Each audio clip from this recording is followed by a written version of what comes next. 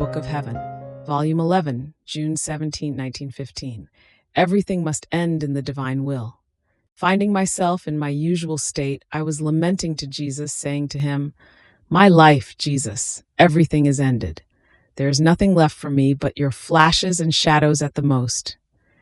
And Jesus, interrupting my speaking, told me, "My daughter, everything must end in my will. Once the soul has reached this, she has done everything, and if she had done much but had not enclosed it in my will, one can say that she has done nothing.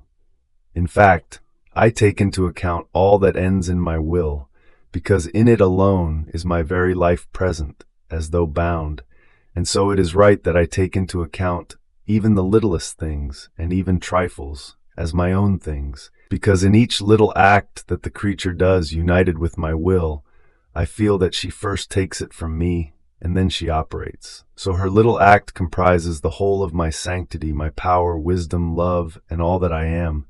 And in that act done united with my will, I feel my life, my works, my word, my thought, and so on being repeated.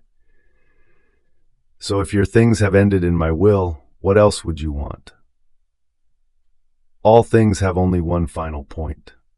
The sun has only one point, that its light may invade all the earth.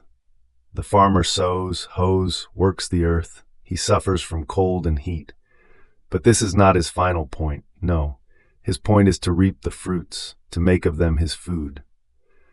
The same for many other things which, many as they are, resolve into one single point, and this constitutes the life of man. In the same way, the soul must make everything end in the single point of my will, and my will constitute her life, and I will make of it my food. Then he added, In these sad times, you and I will go through a very painful period. Things will rage more.